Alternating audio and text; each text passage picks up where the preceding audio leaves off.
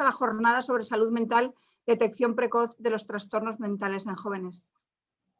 1 de cada 6 personas en el mundo tiene entre 10 y 19 años. Los trastornos mentales representan el 16% de estas enfermedades en estas edades. La mitad de los trastornos mentales comienzan a los 14 años o antes, pero en la mayoría de estos casos ni se tratan. La depresión es una de las principales causas de enfermedad y discapacidad entre los adolescentes a nivel mundial. Y el suicidio es la tercera causa de muerte para los jóvenes de edades comprendidas entre estas edades que hemos dicho, entre los 15 y los 19 años. El Consejo Español para la Defensa de la Discapacidad y la Dependencia está plenamente comprometido con la salud mental. Una asignatura pendiente en nuestro país a la que hay que dotar de los recursos necesarios, tanto humanos como materiales, como económicos, y hay que visibilizar su realidad, concienciar de la importancia de la detección precoz de esta enfermedad y especialmente en la población joven. Antes de empezar, quiero recordarles que la jornada es accesible para las personas con discapacidad auditiva. Busquen el usuario, vamos a tener a 2 intérpretes, el primero que ponga en la leyenda FESORCAM Madrid y en el otro caso pondrá intérprete ILS, se turnarán cada 20 minutos, activen fijar vídeo. También tengo que recordarles que esta jornada se grabará y se subirá a nuestro canal de YouTube para quien quiera luego volver a revisarlo. Y para terminar, quiero, antes de dar paso a nuestro moderador, a José Manuel Dolader, quiero dar las gracias a las 4 ponentes que tenemos hoy y al Hospital de Día Lachman, que han colaborado desinteresadamente a la viabilidad de esta jornada. José Manuel Dolader, todo para ti. Bueno, 4 minutos, porque es importante. Bueno, soy José Manuel Dolader, tengo el placer de moderar esta jornada organizada por el CED. Además, vemos ahí al presidente, nuestro presidente del CED, del Consejo Español de la Defensa de la Discapacidad y la Dependencia, que es Albert Campadaval. Y sí que es bueno decir, Albert, tendrías que estar al final, pero lo voy a decir al principio, que Albert es una de las personas en España más influyentes en el mundo de la discapacidad. Estamos hablando de salud mental, pero él es el presidente del Grupo SIFU, una entidad, la entidad más importante de España después de la ONCE y de CLECE en cuanto al volumen. Él es presidente de un grupo de empresas donde trabajan más de 4.000 personas con discapacidad. Creo que es bueno en una jornada como hoy que los nuevos a 5.000. Te pierdo, claro, van pasando los años y vas creciendo. Decir que, Albert, tuve el honor de conocerte en los años 90, tienes un hermano con discapacidad intelectual y querías montar un proyecto para crear trabajo para tu hermano, para otras gentes como tu hermano. Pues fíjate, del año 90 hasta ahora más de 5.000 personas trabajan en tu grupo de empresas. Bueno, dicho eso, voy a perder también más tiempo, ¿verdad? Porque la gente que tenemos hoy, para los que llevamos años trabajando en el mundo de la salud mental, puede haber alguien mejor. Puede haber alguien. Yo no los conozco, pero puede haber alguien. Voy a presentar primero aquí, para eso tengo a mi amiga Teresa Oñate. Teresa Oñate Fernández es presidenta de la asociación AMAI TLP y de la Fundación AMAI. Esto es una entidad, 2 entidades que se dedican exclusivamente a tratar a las personas con trastorno límite de personalidad, y los que hemos tenido, yo voy a decir la desgracia de tener un familiar con enfermedad mental que de repente brota con toda la crueldad que tiene el mundo de la enfermedad mental, las personas con enfermedad mental grave que en ese momento no están medicados. Pues yo esto hace ya 13, 14 años y un año me fui a conocer, digo, voy a esas manifestaciones que organizan las familias y las personas locas. Y voy a decir las personas locas porque hoy es el Día Mundial, del Orgullo Loco. Creo que la CED no ha podido hacer mejor otra jornada que en el Día Mundial del Orgullo Loco. Coincide que al ser entre semana va a ser este año el sábado día 29, pues en muchos sitios de España, en Pamplona delante del Parlamento, aquí en Madrid en la Plaza de Atocha, el sábado 29. La gente del Orgullo Loco tienen que ver poco con el mundo asociativo de las familias, pero quieren reivindicar esa palabra loca, ¿no? Entonces decía que yo en el año 2010, 2011, me fui a la calle Atocha a ver quién era esta gente, porque yo quería aprender qué había pasado en mi familia, por qué en mi familia teníamos que tener a alguien con esquizofrenia paranoide y todas esas cosas, ¿no? Y tuve la suerte que codazo con codazo, entonces nos podíamos estar más cerca que ahora, pues vi a una señora siempre más mayor que yo. Lo siento, pasan los años, pero sigue siendo más mayor. Y le pregunté pues qué era esta manifestación, qué querían hacer, y me dijo ella que bueno, lo que querían era pues reivindicar junto con otra gente, estabas tú y había otra gente, reivindicar el mundo de la salud mental, que se sepa que las personas con problemas de salud mental primero son personas y después lo que sea, ¿no? Eso es. Y las familias sois madres y después lo que sea. Lo que toque. Entonces ahí la conocí. Decir que luego simplemente voy a hacer una aclaración, una jornada de... Porque habría muchas historias que contar, ¿no? Porque donde voy yo vas tú y donde vas tú voy yo. Todos. Porque vamos amigos, a todos los a sitios. todas partes. Pues recuerdo que en una jornada de Amaite Lepe, el director entonces, algún director importante de la comunidad expresó cómo eras tú, porque es una persona muy peculiar. Y recuerdo que dijo, Teresa Oñate es como un toro. Y para ella los TLP es la barrera, el toro, todo. Dice, entonces como te pongas por el medio hay que se te lleva, ¿no? Y ahí comprendí por qué Teresa Oñate es tan luchadora, tan reivindicativa y tan buena persona, Teresa. Y tan buena amiga tuyo. Y tan buena amiga, pero bueno, eso es otra cosa aparte.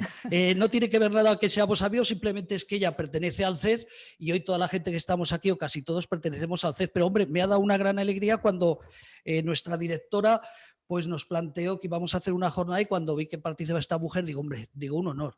Después voy a hablar de Marta Presa. Marta Presa la tenemos por ahí de gafas, claro, hay mucha gente, a ver, con gafas, en los que veo yo ahí, levanta la mano para que sepan quién es Marta Presa. Ella es Marta Presa. Bueno, pues Marta Presa, dicen que en España hay unos 10 psiquiatras por cada 100.000 habitantes. En Inglaterra se habla de 18, en Francia de 23, en Alemania de 27, pero tranquilos, que en Polonia solo tienen 9. Bueno. Entonces, mi primera pregunta, que luego leeré a Marta, si es que estamos mejores que en otros países para tener menos psiquiatras o qué, ¿no? Sería una cosa para preguntar. Bueno, Marta es psiquiatra, es militar, no tiene mayor importancia. Es teniente coronel, tampoco tiene mayor importancia. Podía ser sargento y ser psiquiatra. Bueno, teniente. Nivelazo. Quedarse en teniente, pero es teniente coronel. Eso no tiene importancia. La importancia que tiene ser teniente coronel y ser militar es que ella ha estado en Afganistán tratando con personas con problemas de salud mental, ha conocido lo que es la dureza de ser mujer en esos países, ha estado en la Antártida, ha estado en Mali hace poco. Entonces es una militar que es psiquiatra, pero que sobre todo tiene muchas vivencias, por tanto, si hablamos de salud mental, más luego los problemas como todos que tienen los militares, ¿no? Fuera de casa, muchos viajes, mucho estrés. Pues hablaría más cosas de ti, Marta, pero simplemente creo que con esto ya poco para que te conozcan nuestros oyentes. Muchas gracias, José Manuel. Gracias por tu introducción. Y bueno, pues la verdad es que una se siente muy bien con esta profesión porque siempre he dicho, ¿no?, que mi profesión es la psiquiatría y lo militar y no puedo vivir despegada de una ni de otra porque las dos me aportan mucho y siempre me han enriquecido y me he sentido muy a gusto con ambas profesiones. Decir que todos los que tenemos un familiar, pues nos gustaría que ella fuera nuestro psiquiatra, ¿no? Pero bueno, los que estamos fuera de Madrid y todo el mundo no podemos ir al Gómez Ulla, porque ella es la jefa del área de salud mental del Hospital Central de Defensa Gómez Ulla, ella es la responsable. Y luego es que estamos todos amigos. Esta es nueva. Tengo que decir que la siguiente invitada es relativamente nueva. Y digo nueva porque no lleva tantos años, aunque conoce mucho el TLP, psiquiatra hablamos a nivel de todas las patologías, pero el trastorno obsesivo compulsivo. A última hora, porque claro, ¿para qué lo voy a poner antes?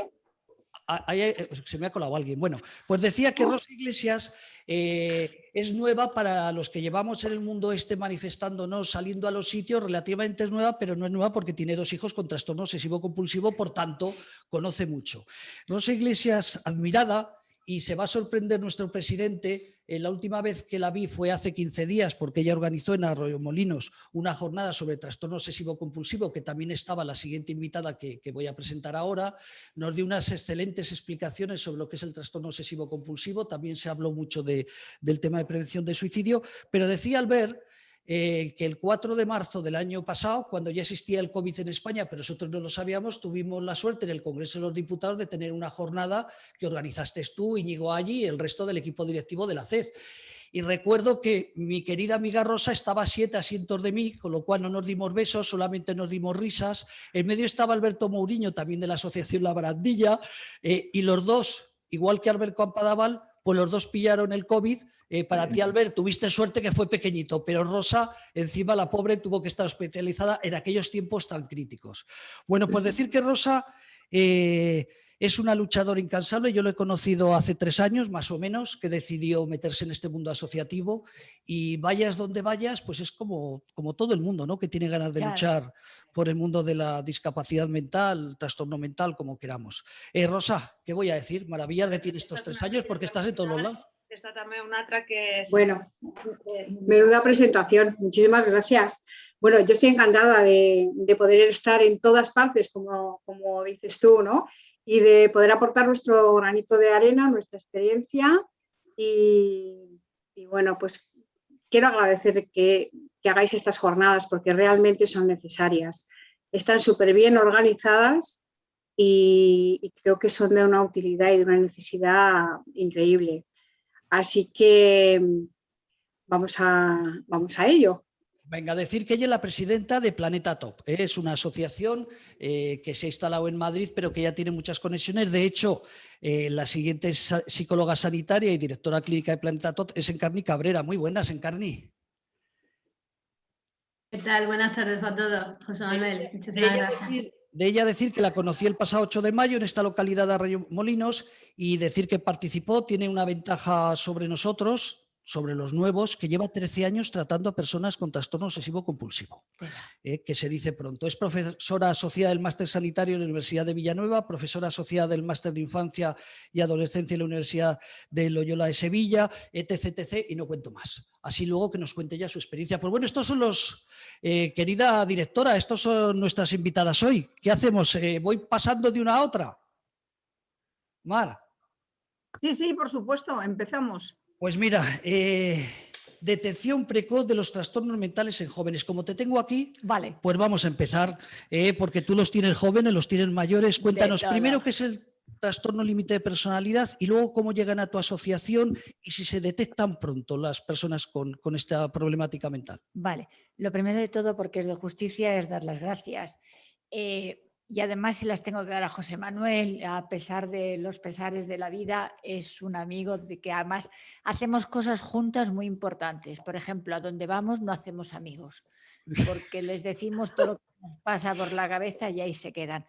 Y yo le tengo siempre muchísima envidia, porque vivo de la envidia que le tengo hacia él. Me encanta cómo es, me encanta lo que dice y me encanta lo que hace. Cuando me dijo que pertenecía a esta maravilla de asociación, la CEDD, dije, yo quiero. Y me dijo, no te preocupes, que además está Íñigo allí. Yo a Íñigo le conocía gracias a mi hija Itziar del Congreso. Y entonces, desde entonces, no paré de darle la paliza hasta que vino una vez el presidente, Alberto, y luego viniste tú, Mar, también, a May, os hicisteis una foto que salisteis los dos estupendamente, yo fatal. Máquina de fotos que me enfoca, se rompe, pero por sistema, no falla, soy espantosa. Bueno, y ahora me toca dando las gracias a todos, a la presidenta de TOC, que tenemos cosas en común, porque tú lo sabes, Rosa. Y luego me parece que tú eres de Granada, ¿no? O Encarna, o por lo menos tienes acento como, digamos, de San Sebastián o de por ahí arriba, ¿verdad, hija? Bueno, luego una cosa, y la tengo que decir porque si no me muero. Qué envidia, pero qué envidia te tengo, queridísima psiquiatra y militar. Tienes todo lo que yo quería haber sido de pequeña. Lo único que tú eres de un cuerpo que yo quería haber sido naval, pero para el caso da lo mismo. No pude ser ni camionera ni naval, porque estaba mal visto en esa época. Y ahora cuando te he visto y te he oído, digo, Dios, qué maravilla tenerla ahí delante. Bueno, una vez que me he confesado y que he dicho lo que siento, lo que padezco y la desgracia que soy, vamos con el TLP. El TLP es algo que, aunque la gente diga que para qué, yo estoy enamorada del TLP. Mi hijo Guillermo es un trastorno límite de la personalidad. Es alguien que tiene lo mismo que yo, pero todo a la enésima. Me quiere como nadie me ha querido, me odia como nadie me ha odiado. Daría la vida por mí, también me la quitaría. O sea, tiene unos sentimientos a flor de piel que él, como todos los trastornos límites, no saben explicarlo. Sufren muchísimo porque yo creo que no hay desgracia mejor en esta vida que no poder explicar lo que sentimos, tanto sea de amor como de odio, y eso tiene que ser tremendo. Guiller, cuando yo más le quiero, cuando más le temo, es cuando está bien, porque es cuando se da cuenta realmente de todo lo que carece y de todo lo que podría tener a sus hermanos. Tengo 6 hijos, les dice, qué suerte tenéis, yo nunca voy a tener una familia. Familia dice el tener mujer, hijos, en fin, todas estas cosas. Son unos, ¿cómo os diría yo? Son unos enamorados de la vida y aunque no pueden demostrarlo ni quererlo, sufren tanto, tanto, y su dolor es tan grande, el dolor interno que tienen, que por eso se lesionan, se queman, se cortan, toman pastillas, porque me decía una vez una TLP, y eso lo sabe José Manuel, que se lo he contado muchas veces, que le decía, ¿por qué te quemas como te quemas? Y me decía, Teresa, es que tú no te puedes imaginar el dolor interno tan grande que tengo y me quemo para que ese dolor supere al dolor interno que tiene. ¿Os imagináis cómo tiene uno que sufrir para tener que llegar a ese punto. Cuando a alguno del trastorno límite le preguntamos que qué siente por dentro, él cuando lo pinta un cuerpo y pinta un redondel en la parte del, digamos, del intestino, vacío, porque es así como se sienten, con un vacío tremendo. No son capaces de expresar nada, como ya os he dicho antes, y eso creo que tiene que ser muy fuerte. Esa es una de las cosas que yo llevo peor del trastorno límite. Luego tiene muchísimas más cosas que yo realmente, a ver, no os olvidéis una cosa, que yo no soy ni psicóloga, ni trabajadora social, ni psiquiatra, ni nada de estas cosas. Soy simplemente la madre de mi hijo Guillermo. Lo que sí que os puedo decir es que estoy en esta asociación y sufro como una condenada cada vez que veo entrar a uno, porque ese uno es mi hijo. Es impresionante la estela que dejan estas personas, porque es tremendo, al punto de que hay madres y padres que vienen a la asociación cuando uno de sus hijos se ha ido y les preguntas que qué tal, ya han sido capaces de transmitir a sus padres los que ellos sentían. Y dicen, fíjate tú, me quería tanto que se ha ido para no hacerme sufrir. ¿Os dais cuenta la generosidad y el sufrimiento de esta persona que te llega a decir eso? Es que es muy fuerte. Mi hijo intentó, os voy a decir una cosa, si mi hijo se suicidara, que quiera Dios que no lo haga, porque os lo juro que monto un pollo en el cielo que se cae en Los Ángeles, que si mi hijo algún día se suicidara jamás lo diría, pero mi hijo lo intentó hacer muchísimas veces. Yo la última vez que lo hizo, que lo intentó hacer en San Juan de Dios, que es donde está Hotel de 6 estrellas, le dije, Guillermo, no se te ocurra nunca más hacerlo, porque ¿quién me va a cuidar a mí cuando yo sea mayor? Venga, mamá, no digas chorradas, que tienes más hijos. Pero como tú, ninguno. Os lo juro, como Guillermo no hay nadie. Cuando te quiere, te quiere. Cuando te abraza, te abraza. Bueno, es que dice tantas cosas que yo creo que soy la mejor para expresar lo que es un TLP, porque se me nota en mí lo que me ha dado mi hijo. Y eso es lo que él no es capaz de explicarlo ni decirlo. Y yo sí que soy capaz de decir y explicar lo que sufre una persona de este tipo. Bueno, ahora voy con otra cosa, porque yo desde luego es que me emociona muchísimo y lo voy a pasar muy mal y no estoy por la labor. ¿Qué es la detección? ¿Por qué tenemos que hacer detección primaria? Tenemos que hacer detección primaria porque la vida, el ser humano es como un arbolito. Cuanto más pequeñito le cojamos, más derecho le podremos poner. ¿Cómo somos capaces de un trastorno límite o otra enfermedad mental estar a lo mejor 10 años para hacer un diagnóstico? Parece cachondeo, ¿verdad? Esto es increíble. ¿Y cómo va la persona que tiene una enfermedad mental evolucionando con el tiempo si durante 10 años no ha sido nadie capaz de decir lo que tenía?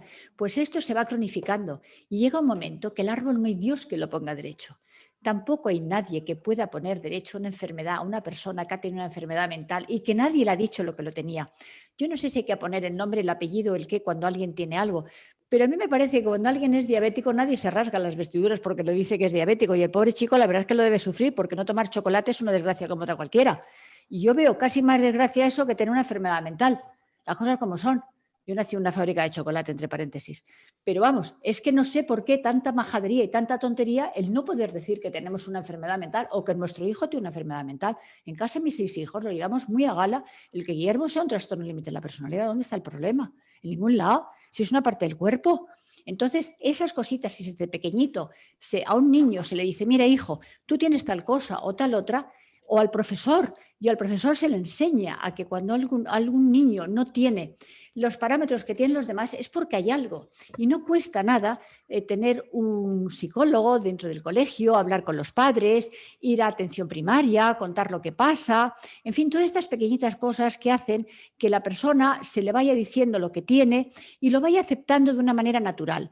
Si uno desde pequeño sabe que tiene un algo y se toma como una cosa normal, cuando tiene ya en la pubertad, cuando tiene 14, 15, 13 años, porque cada vez esto es más para abajo, lo tiene, nadie le mete un susto, nadie le dice, hijo, es que tú tienes esquizofrenia, es que tú tienes un trastorno mental, es que tú tienes un TLP, es que tú eres un bipolar. No, es una cosa normal que hay que tratarlo y se ha acabado. Por eso nosotros, los trastornos, el AMAI, hacemos muchísima detección en los colegios, vamos un montón, porque entendemos que hay que irlo de la misma manera que procuramos estar en todas partes, en las universidades, en los colegios, en los FPs, para que vayan contando esto y que de alguna manera la gente vaya tomando, ¿cómo os diría yo?, como una conciencia de que la enfermedad mental es una de las muchas enfermedades que puede tener la persona.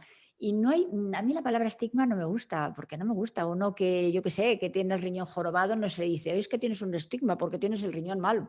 ¿Por qué? Y yo creo que habría que hacer que todo el mundo entienda que la cabeza es una parte de este maravilloso cuerpo humano que tenemos, cabeza, tronco y extremidades, y que la cabeza como tal hay que tratarla con sus enfermedades, como se trata, pues yo qué sé, el que tiene malo el hígado porque lo tiene mal, y el que a lo mejor tiene una pierna con los huesos fastidiados. ¿Y por qué miramos tan mal al enfermo mental? Os lo juro y os lo digo muy en serio. Todos los allegados que tenemos en casa, la enfermedad mental la tratamos la mar de normal y es una parte de otra enfermedad que no tiene mayor problema que la que pueden tener los demás. Ahora, eso sí, yo donde más hincapié hago, y Amay también, es que el primero que tiene que entender que su hijo tiene la enfermedad mental o que tiene, yo qué sé, que le da por fumar más de lo normal, es la propia familia. La familia es la que estigmatiza al hijo. Y es ahí donde yo más hincapié hacemos en Amay. Fíjate, Teresa, perdón, Ay, no te perdona. quiero... No te iba a cortar, pero Todo lo contrario. las características, por ejemplo, hago un paréntesis, Teresa Oñate junto con José Luis Carrasco, psiquiatra en el clínico, son de las primeras entidades, el primer psiquiatra probablemente, y ella como asociación que apostasteis por el TLP. Sí. Antes eran borderline, o me iba a apuntar alguna palabra grosera que podía ser impresentables. Hace unos años era un impresentable, es impresentable, es maleducado, ¿no? Entonces, ¿habéis notado que cada vez la gente llega más joven deteriorada o es que hay más investigación y llegan antes? Un poco porque estamos tratando hoy la detección precoz en jóvenes. Te lo agradezco muchísimo esto. Efectivamente, cada vez llegan, bueno, nos están llegando niños, José Manuel, con 8 años que se están suicidando, que mandan las narices, con el rollo del bullying. Y sí que llegan antes, pero también es verdad que llegan antes porque también hay más información, porque la detección, que es el tema de hoy, y cada vez se hace que falta, por supuesto que falta muchísimo, pero lo que también es cierto, José Manuel, que Amay lleva 20 años y hace 20 años eran todos, y esto, yo soy muy mal hablada porque soy discípula de Cela, pero nuestros hijos decían gilipollas, y al ciego pobrecito. ¿Y por qué el ciego pobrecito y el mío un gili? Que yo no lo acabo de entender, y tú y yo muchas veces lo hemos comentado esto, ¿no? Pero bueno, esto poco a poco, y además con la información que tú haces muchísima de esta y los medios y todo, lógicamente cada vez se les tratará de otra manera, se les tratará como personas, porque además estas personas no son, tienen un TLP, tienen una ceguera, tienen una cojera, pero no son, es que ni de cuernas. Entonces, lo primero que son personas. Y yo te lo digo, vamos, os lo digo a todos, de verdad. Bueno, os voy a decir una burrada de esas mías, pero no. La verdad es que es un lujo tener un hijo como el que yo tengo. Yo creo que podría dar hasta envidia. Guillermo es algo que yo es como defino el TLP, Guillermo es algo que se quiere tener como hijo. Yo a Guillermo es que le veo tantísimas cualidades, mira, cuando le incapacitamos, porque había que incapacitarle, y Guillermo tiene todo lo que hay que tenerle. Me acuerdo que cuando el juez nos preguntó que por qué le queríamos incapacitar y dijimos tantas cosas, mi hijo Gonzalo es divino a la muerte, yo le llamo el Jim Steam porque es un rebelde sin causa, y le dijo a la jueza, mire usted señora, porque a Gonzalito hay que conocerle, mire usted señora, le incapacitamos porque le queremos y porque vale un montón y no queremos que se haga daño. O sea, claro, porque es tan bueno, tiene tantas cualidades y tiene tanto que dar que, Dios mío de mi vida, hay que protegerle. Dicho eso, como hay confianza, lo digo para que nuestros oyentes lo tengan claro. Dentro de los distintos trastornos, tú sabes que estamos en el hospital de Vía Lagman, aquí hay personas con esquizofrenia, con trastorno bipolar, con todo. Y yo, y lo digo con el corazón, siempre he admirado a Teresa porque de todos los colectivos que hay del mundo de la salud mental, luego Rosa nos va a hablar del trastorno obsesivo-compulsivo, pero los más complicados sois los TLPs. Eso que lo sepan también los oyentes, pues estás hablando muy bien de tu hijo, pero que sepan que sois los más duros de tratar. Creo yo, desde mi experiencia personal. Sí, estoy con él, pero yo creo que por eso, porque son tan difíciles, es por lo que se les quiere tanto. Porque cuando uno es facilón, vamos a ver, tú cuando ligaste a tu señora, ¿por qué te ligaste con ella? Porque era difícil. Si llega a ser facilona no le haces ni caso. Hace tantos años que no me acuerdo. Pero es eso, ¿no? Seguro. Cuando una cosa es fácil, como que no te atrae, ¿no? Pero cuando hay algo que como te cuesta, que como que ves que hay materia, vas a por ella. Y esta gente, estos trastornos, TLPs, son tan conflictivos, tienen tantas cosas, te pueden dar tanto que te enamoran. Te enamoran porque ves que hay mucho que hacer. Mira, yo las psicólogas que tengo, que tú conoces a Ana y conoces a uno, y cuando dice, yo es que disfruto con estas personas porque se puede trabajar tan bien, puede sacar alguna, y os digo una cosa, son difíciles, tienes razón, son difíciles de narices, pero ahí está, yo creo que el enamoramiento hacia ellos es de esa propia dificultad y eso hace que te enganchen. Porque yo estoy súper enganchada a mis hijos, la verdad es que tengo unos hijos que me ayudan un montón porque además le quieren mucho, se hacen querer, se hacen odiar, pero se hacen querer. Y os voy a decir una cosa, cuando te dan un beso es como la española, cuando te dan un beso es un beso como Dios manda.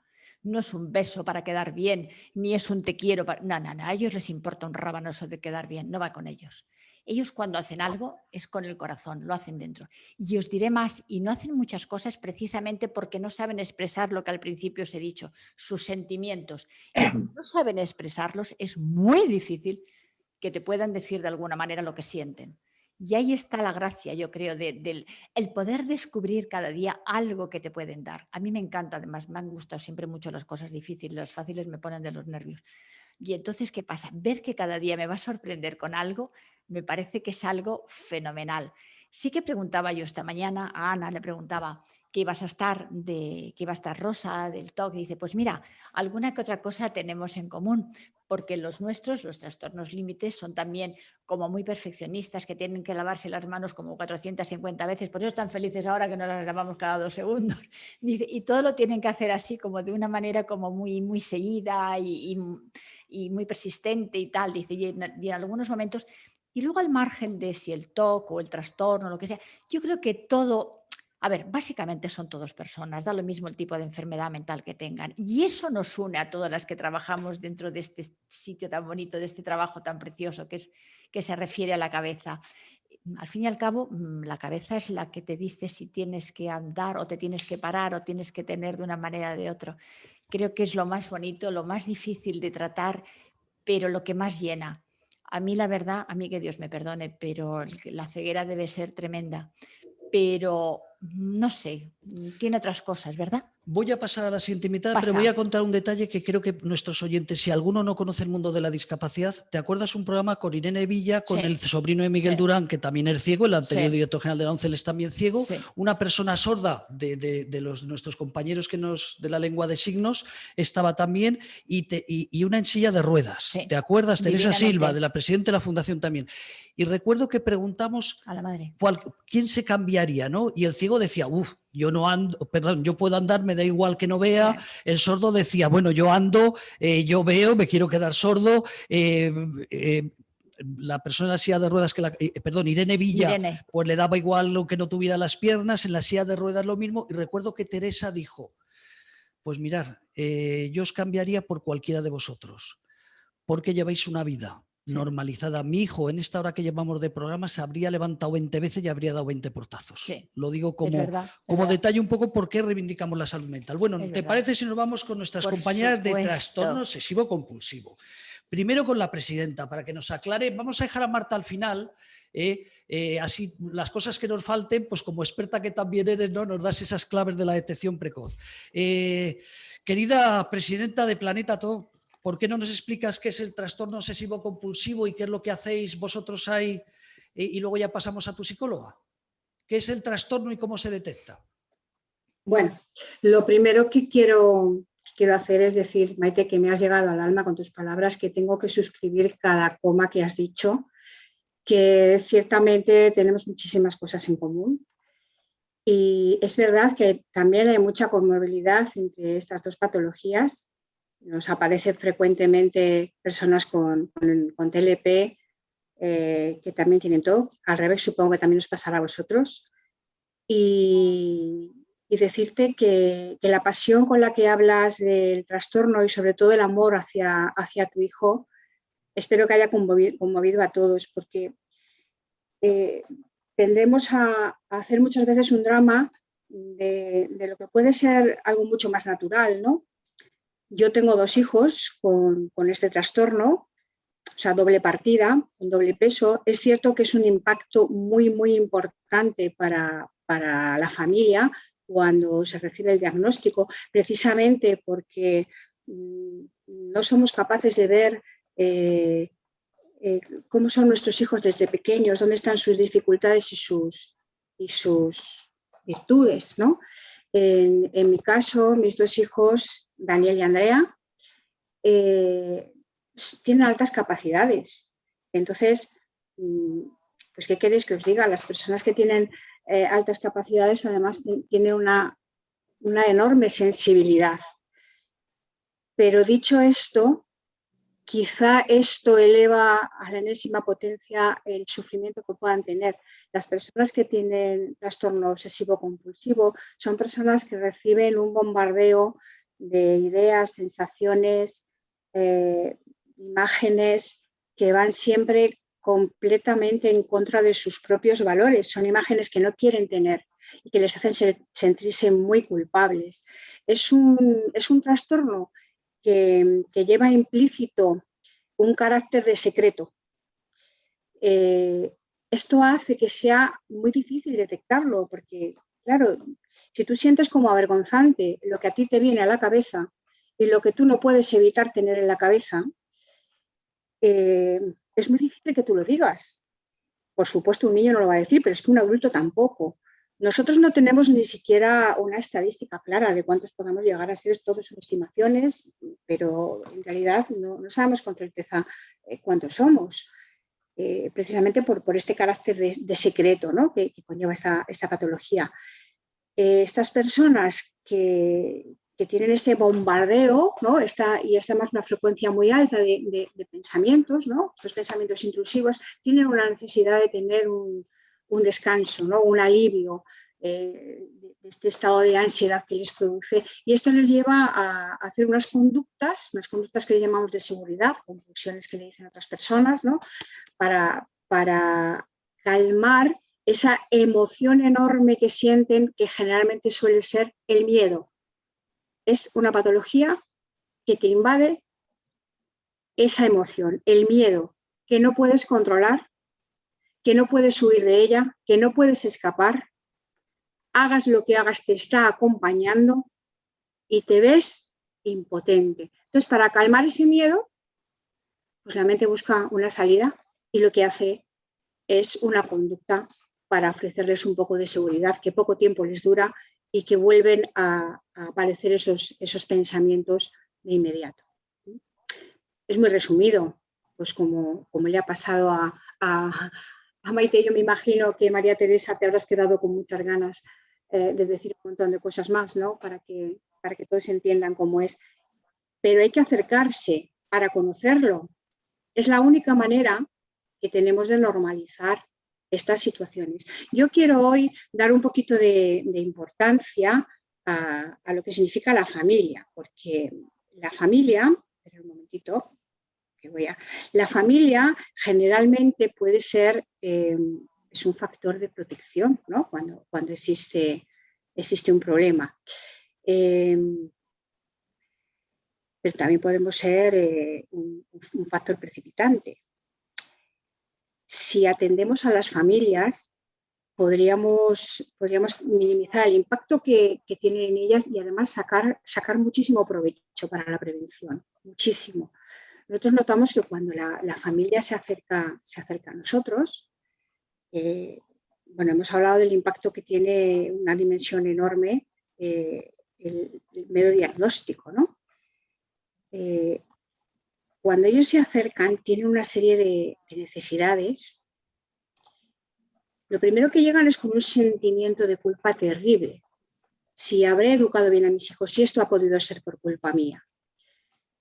Luego nos damos cuenta de que tienen un temor enorme hacia el estigma.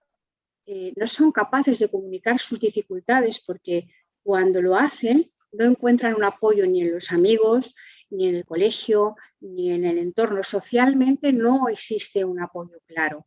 Entonces se tiene miedo a las consecuencias y ellos mismos se estigmatizan, ¿no? Guardando ese silencio. Luego, una falta de conocimiento enorme sobre la patología, porque hay mucho internet, mucha información, sí, pero no es información de calidad. Entonces nos encontramos con que si la familia no sabe qué es lo que sucede en su casa, qué es lo que le ocurre a su hijo o a su hija joven, puede confundirlo perfectamente con los patrones que se siguen en una adolescencia, ¿no? Que son rebeldes, que tienen un estado de ansiedad muy alto, en fin, no detectar que hay un problema. Luego, no saben, si no conocen la patología, no saben qué cuidados tienen que darles, pero tampoco saben qué autocuidados tienen que hacerse ellos para poder afrontar. No existen unas herramientas de afrontamiento para ellos, para poder ejercer mejor esa figura de factor de protección, porque somos lo único que tienen ante una sociedad en la que ellos se sienten completamente invisibles. Luego, estas familias y ellos también tienen una necesidad muy importante de validar sus emociones, ¿no? La congruencia de sus propias emociones, de lo que están sintiendo ante lo que les ocurre. Y la familia, pues, cuando participa de grupos en los que ellos pueden hacer una comparación social y comprobar que sus emociones son unas emociones adaptativas, que están sintiendo lo único que pueden sentir y que otros lo sienten como ellos, esto les ayuda a tener energía y coger fuerzas, sentirse capaces de que pueden formar parte de la recuperación de sus hijos.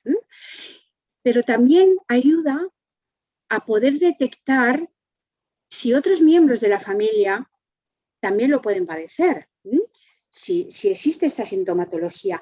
Nosotros recibimos a las familias, organizamos grupos tanto para los afectados como para los familiares, para dotarles de psicoeducación, que conozcan bien qué les ocurre. Esa es la mejor arma, el conocimiento, para que puedan dar apoyo. Se puedan dar también apoyo entre ellos, pero siempre supervisado por un profesional. Luego, algo que nosotros hemos notado que es una manera de afrontarlo fantástica. Llevamos 3 años haciendo terapia a domicilio. Esto nos permite, en primer lugar, que el vínculo con el paciente sea extraordinario. Nos permite que el profesional conozca el entorno en el que vive, le da muchísima información para poder abordarlo. Nos permite trabajar también con la familia.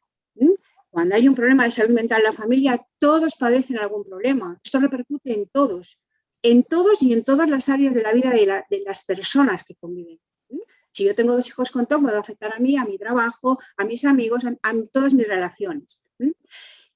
Y cuando se hace esta terapia a domicilio, estamos humanizando la psicología, estamos naturalizando un proceso que tiene que ser así, estamos aumentando la adherencia al tratamiento. Nos parece que esto es muy significativo y nos está dando muchísimas satisfacciones. Yo me gustaría que nos empezáramos a acercar a conceptos como el de neurodiversidad, porque creo que ahí cabemos todos, cada uno tenemos unas necesidades, unas virtudes que podemos aportar a la sociedad. A pesar de que mis hijos tengan TOC, pues como dice María Teresa, esto es una pequeña parte de ellos. La familia no puede focalizar solamente en el problema que tiene su hijo. Su hijo tiene TOC, pero tiene otras muchas cosas que hay que poner en valor y hay que ayudarle a que él lo pueda hacer, porque es una de las dificultades que ellos tienen.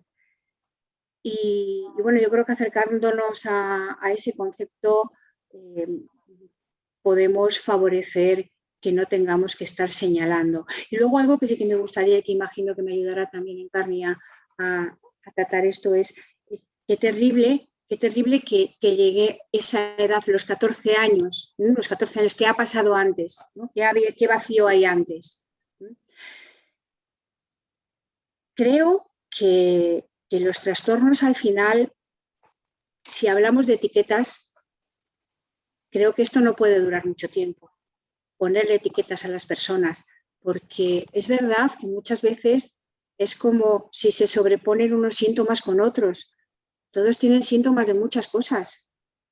Y a esto sí que creo que me va a poder ayudar Encarni a poder explicarlo de una manera técnica y creo que es ella la que debe de hacerlo. Pues fíjate, Rosa, si te parece, Ujú.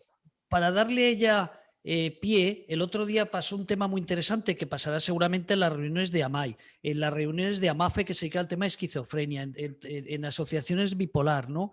El otro día en la magnífica jornada que organizasteis ahí en esta localidad madrileña, recuerdo que había nuestro amigo Damián Alcolea, creo que el 90% de las personas con TOP en este país, con trastorno obsesivo compulsivo, Sí. conocen, y el 50% del mundo de la salud mental también. Y se produjo ahí un debate muy importante entre tu psicóloga y él, y con esto te doy paso Encarni. Primero necesitamos saber cómo se detectan, ¿no? Pero recuerda que nuestro amigo Damián decía que esto era para toda la vida. Y tú como psicóloga profesional decías, bueno, habrá unos para toda la vida, pero hay que ser positivos. Esto se puede mejorar y hay que mejorarlo con tratamientos. ¿Por qué no empezamos por ahí, Encarni, con ese debate que muchas veces pasa en el mundo de la salud mental? Si esto es para toda la vida o no es para toda la vida, en el caso del trastorno obsesivo compulsivo. Bueno, antes de responderte, José Manuel, no me puedo quedar con las ganas de decirle a Teresa que la que se ha enamorado esta tarde soy yo, Teresa. Por favor, eres tú y tu acento, hija. Sí, soy de Andalucía, de Granada, se nota, ¿verdad? Se nota muchísimo. Yo intento muchas veces disimularlo, pero luego ya digo, va, de todas maneras, al final va saliendo después. Ni de WhatsApp. Bueno, pues decirte, Teresa, que me he enamorado de ti. Sinceramente me he enamorado de ti y escuchándote hablar con la intensidad y con el calor que transmite, me puedo hacer una idea de cómo puede ser Guillermo.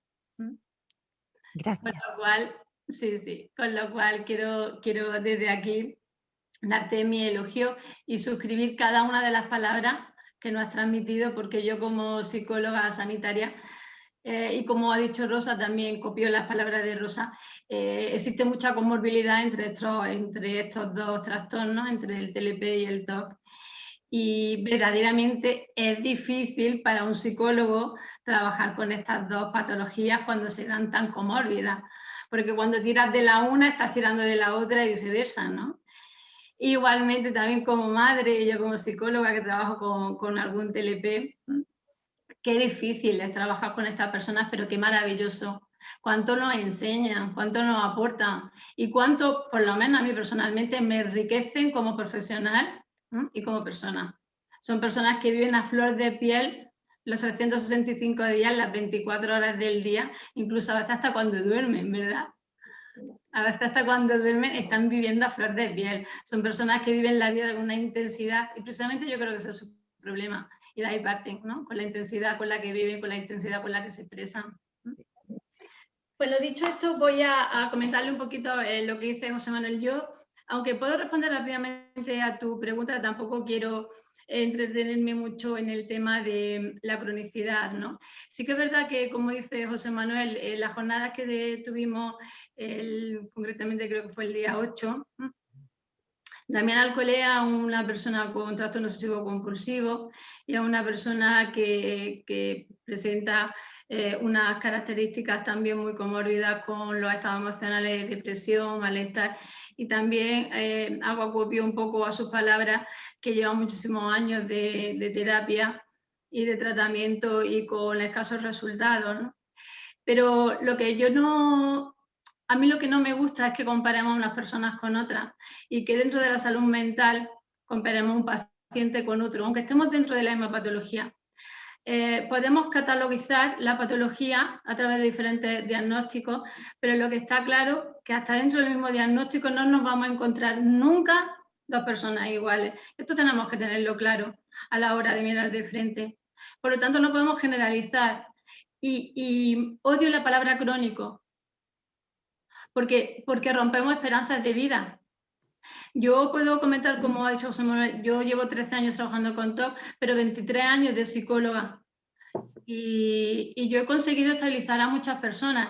Aquí yo quiero aclarar qué significa crónico, lo primero, ¿no? Porque estamos aludiendo a un constructo que se subjetiviza mucho ¿Qué significa la palabra crónico? ¿O cómo podemos entender la palabra crónico? Si por crónico podemos entender que siempre voy a tener una desregulación emocional, que siempre voy a tener algún problema, preocupación, agobio, en ese sentido, claro que es crónico. Pero en ese sentido también entonces todos tenemos trastornos mentales, ¿sí? Porque todos tenemos desregulación emocional, todos tenemos obsesiones, todos podemos tener compulsiones, si me meto más dentro de mi campo del trastorno obsesivo compulsivo. Desde esa perspectiva, claro, puedo entender que el trastorno es crónico, ¿no?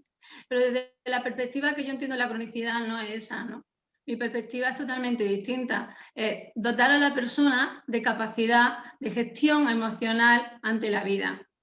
Entonces, personas que vienen con afectación emocional, con TLP, con TOC, ¿podemos dotarla de recursos para gestionar ese componente emocional y regular sus vidas? Por supuesto que sí. Y a lo hecho me remito después de tantos años de tratamiento y de terapia. Claro que sí, podemos llegar a normalizar una vida. Por supuesto que sí. ¿Qué sentido si no tendría la psicología?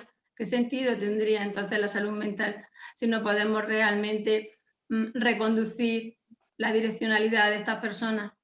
Eso fue lo que pasó el otro día y a lo que alude José Manuel, ¿no? De cara al concepto crónico dentro del TOC, que como dije en la jornada y vuelvo a decir ahora, seguiré luchando para demostrar que este trastorno no es crónico, porque entre otras cosas para mí ni llega a ser trastorno.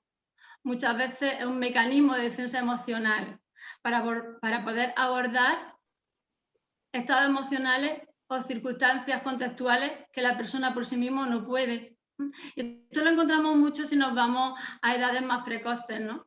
Si nos vamos a edades más precoces donde aparece un trastorno obsesivo compulsivo, y era uno de los apartados en los que yo quería aludir hoy, ¿no?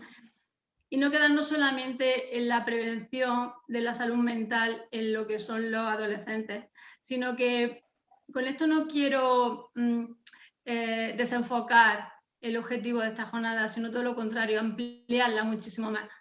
Y es que, para mi punto de vista, la adolescencia es un periodo en el cual la patología debuta, pero debutar no significa que se esté gestando. La patología puede debutar en la adolescencia, pero se gesta en etapas muchísimo más precoces, incluso en etapas prenatales. Y esto no se está teniendo en cuenta. Entonces, claro, cuando una persona, yo con 14 años, como hemos dicho, con 15 años, debuta con un trastorno, lo ideal sería ya empezar a trabajar con una cosita antes de continuar. Es que no sé qué me ha pasado, pero se me ha quedado en mi pantalla el chico que está transmitiendo. Te vemos bien, ¿eh? No te preocupes que te vemos bien. Sí, pero el problema es mío, que veo al chico delante de la pantalla moviendo las manos y me desconcentra un poco. ¿Habría alguna posibilidad de... Voy a aprovechar para decir una cosa, porque ya que este es un programa de discapacidad y la CEC está muy metida en estos temas, voy a aprovechar para decir que veis que todos llevan camisas negras. Sí. ¿Os fijáis que todos llevan camisas negras? Es para que se les distinga bien las manos. Vamos a aprovechar hoy cosas de cultura, ¿no? Que se les note a ellos. Lo digo porque dirán, los dos bien de gemelos. No, dicho eso, nosotros estamos viendo bien, creo, y en todo caso... A mí, yo que estoy con una tableta en carne, he tirado para atrás y después he tirado para adelante y me han aparecido otra vez todas las caras. O sea, a mí me había aparecido también el lenguaje de signos como única pantalla, y entonces en la tableta hay un punto donde el zoom te permite ver a una persona o ver a todas. He tirado para adelante y para atrás y ya me han aparecido todas. Vale, sí. No sé si... Efectivamente, Albert, disculpadme, pero se me había quedado el chico con lenguaje de signos delante de la pantalla y como gesticula, las manos me estaban perdiendo y no me podía concentrar porque mis ojos iban para las manos y me estaba despistando, estaba yendo Eso es para facilitar a los sordos que lo vean bien, mujer. Sí, pero yo me estaba dejando llevar por sus manos y me estaba quedando así como un poco... Bueno, no se ha notado, porque lo has dicho tú, pero no hemos notado nada. Te doy esa tranquilidad. Estaba notando que me estaba yendo un poco del tema porque estaba siguiéndole su lenguaje de signos, ¿vale? Cosa que me encantaría, porque aprovecho para lanzar desde aquí que desde Planeta TOC y desde la Fundación Nacional para el TOC, que pronto seremos ya, igualmente que desde mi despacho aquí en Granada, que tengo una clínica, vamos a empezar a trabajar y hacer terapia para este colectivo de gente tan olvidado. Es decir, hay personas con esta problemática de discapacidad, de sordera, y pocos recursos en psicología para abordar. Son personas que también tienen emociones, que también necesitan ayuda. Mira el presidente cómo está tomando nota para la siguiente jornada. Mira cómo está tomando nota. Sí, Me alegro. son personas que realmente, emocionalmente también tienen sus circunstancias, pero es que a los psicólogos no nos enseñan lenguaje de signos. Sí que nos obligan a tener un idioma antes sobre todo ahora, yo en mi época no, porque ya hace muchos años, pero ahora nos obligan a tener un idioma antes de obtener en este grado, en este sentido iba a decir la licenciatura, pero me refiero al grado que está en este tiempo. Nos obligan a tener un idioma, pero no nos obligan a poder llegar a este colectivo. Entonces, Rosa y yo hemos hablado en varias ocasiones sobre esta temática, y nuestra idea es a corto plazo ya empezar a trabajar con lenguaje de signos y tener psicólogos preparados, incluso nosotros prepararnos en lenguaje de signos para poder transmitir y poder llegar a este tipo de colectivo que yo creo que es tan olvidado y tan importante, que podamos también hacer una atención psicológica a ellos en la medida que ellos lo puedan necesitar. Bueno, no me quiero extender mucho porque sé que tenía 5 minutos y me estoy perdiendo del objetivo de mi enfoque. Yo lo único que quiero dejar claro aquí, ¿vale? En este espacio que me habéis pedido, es que para mí es muy importante, ¿no? Y me auno a las palabras de la detección precoz en la adolescencia, pero para mí es muchísimo más importante que esto no se quede aquí, por favor, porque que un trastorno aparezca en la adolescencia, como he dicho antes, no significa que se esté gestando en la adolescencia. Se gesta en etapas muy precoces, como he dicho anteriormente, incluso perinatales. Los primeros años de vida de un bebé son fundamentales en el desarrollo de una patología a posteriori. ¿Qué diferencia hay?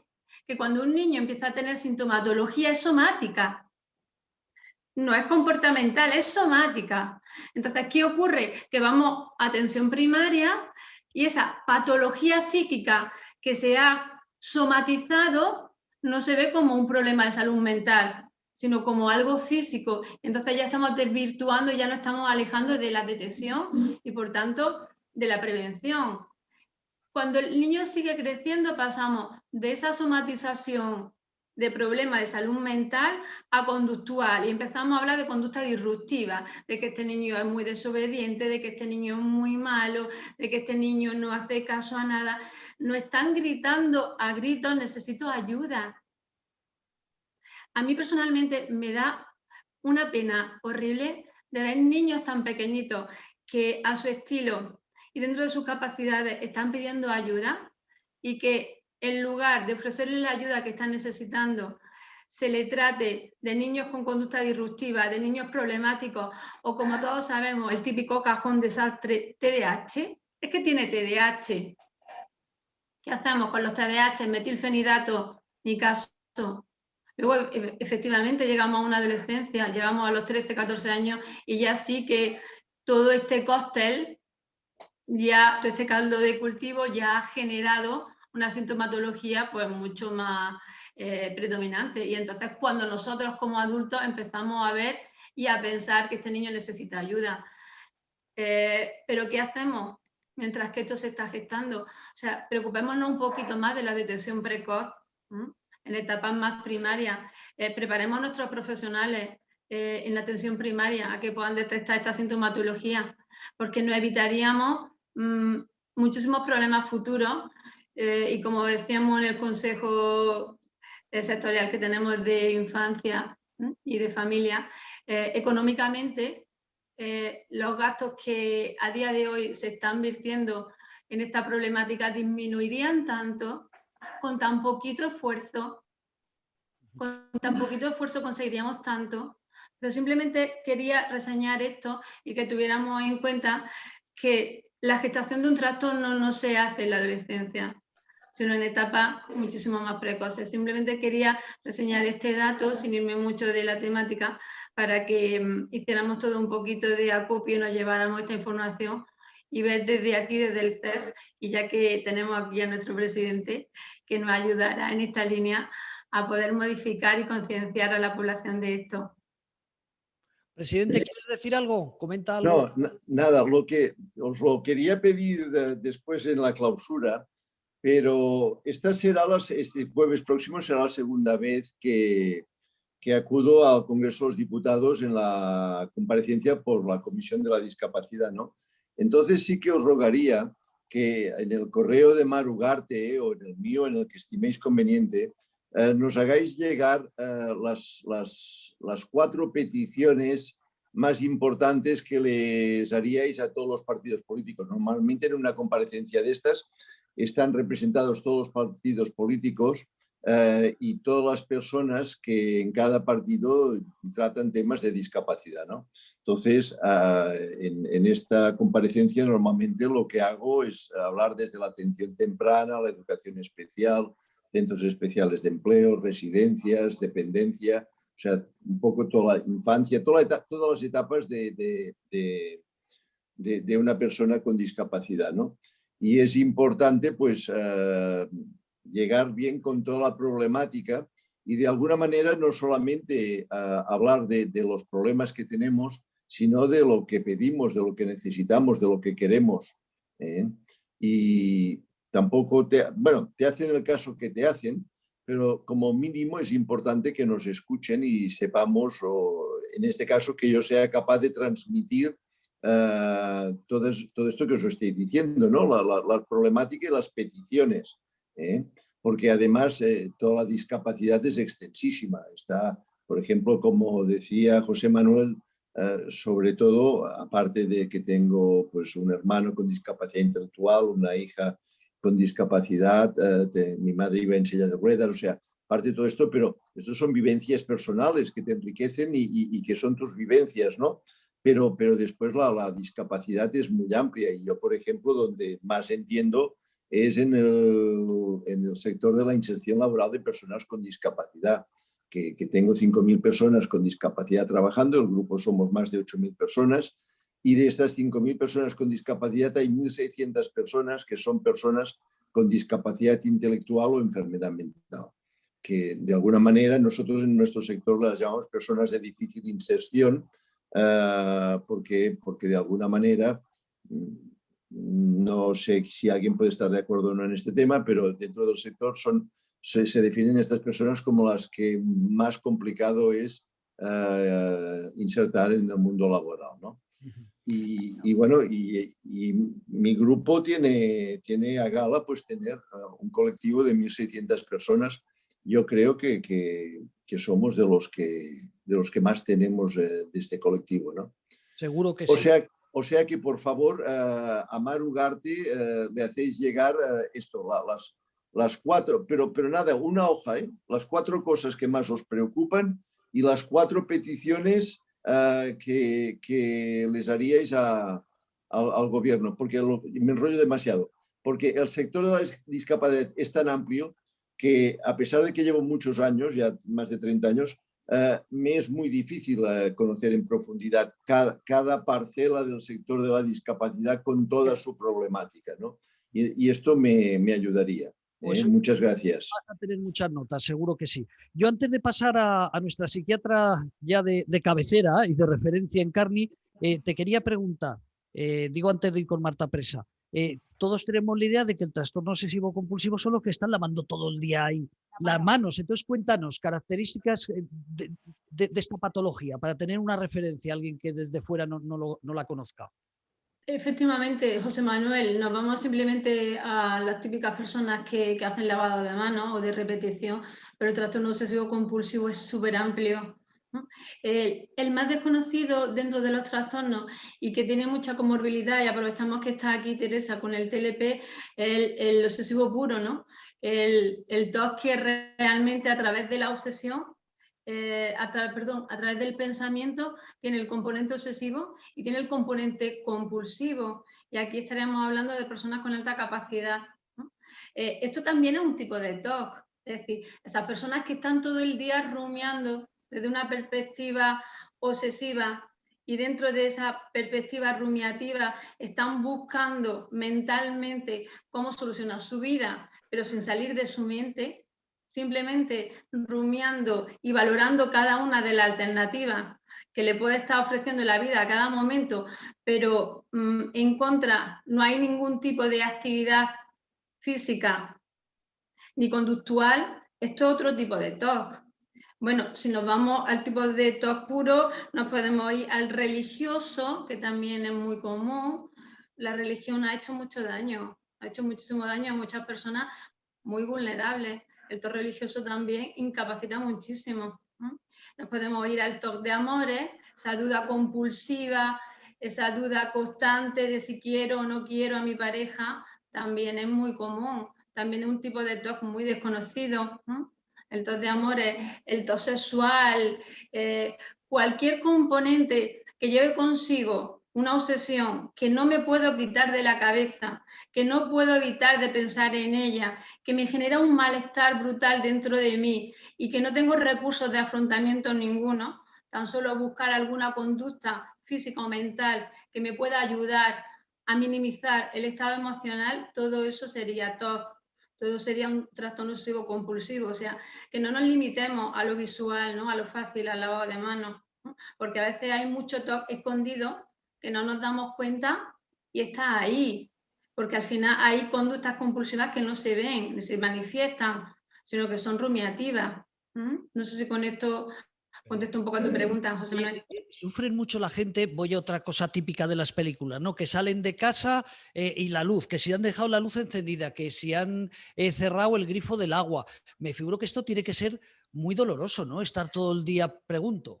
Sí, es que a nivel de manuales de diagnóstico, nosotros podemos encontrar en los manuales trastorno obsesivo compulsivo. Luego, hay tantas tipologías como personas. Entonces, categorizar el trastorno obsesivo compulsivo en unas tipologías, te estoy diciendo algunas a grosso modo, pero me estoy dejando tantas fuera de este contexto y evidentemente yo, acogiéndome las palabras de María Teresa, que el TLP es un trastorno en el que se sufre mucho, el trastorno obsesivo compulsivo llega a ser discapacitante, pero al 100%. Yo tengo pacientes que no pueden salir de una cama, sobre todo los TOC de repetición, los que tienen que estar todo el día repitiendo una compulsión, repitiendo una conducta, son personas que al final no se pueden levantar de una cama, porque es que se tiran todo el día emitiendo un tipo de conducta sin poder salir de ella. Nosotros hemos tenido pacientes que se han podido tirar 8 y 10 horas sin poder salir de una ducha. 8 y 10 horas duchándose, sin poder parar, incluso rasgando su piel y sangrando dentro de la ducha sin poder salir de ella. Si el trastorno obsesivo compulsivo, según la Organización Mundial de la Salud, es una de las 5 enfermedades más discapacitantes que existen a nivel mundial. Hay una discapacitación enorme dentro del trastorno obsesivo compulsivo porque llegan a anular su vida a unos niveles inimaginables. Y en estos temas de pandemia, hablamos del tema de la limpieza, toda esta serie de temas, ¿ellos qué lo están pasando? ¿Mejor o peor? ¿Igual? Pues, José Manuel, me alegra mucho que me haga esta pregunta porque para mí ha sido bastante curioso, ¿no? En el sentido de que es verdad que esta pandemia está incrementando muchísimo esta patología, porque es muy comórbida, es decir, tengo un componente obsesivo, me voy a contagiar y evidentemente tengo que llevar una conducta que es la limpieza. Pero aquí lo que me he encontrado a lo largo de este tiempo es lo siguiente, es decir, que los TOC con un trastorno severo que ya están inmersos en su propia patología, la pandemia ha pasado desapercibida para la gran mayoría. En cambio, para mucha población subclínica que estaba ahí, que no llegaba a un diagnóstico, que incluso no pedía ayuda porque ellos mismos se podían regular, tenían todavía la funcionalidad de poder gestionarse, este tipo de colectivos es donde la pandemia ha hecho muchísimo más efecto, porque han pasado de población subclínica a población clínica, a población que realmente tenía una capacidad y una funcionalidad, a perder toda la funcionalidad. Perfecto, pues hacemos una cosa, si te parece vamos con Marta y luego tanto Encarni y Rosa, o tú sí, os seguro que os habéis dejado luego 2 minutos de alguna cosa que dice, lo tenía que haber comentado, ¿te parece? Hablamos con Marta y luego ya si alguien quiere preguntar, aquí nuestra jefa nos lo va a decir, que ella nos va a controlar y nos va a mandar WhatsApp cuando podemos, Marugarte, dar paso a alguien. Marta, has escuchado atentamente, como obediente que eres y enchufada y buena alumna, has escuchado todo.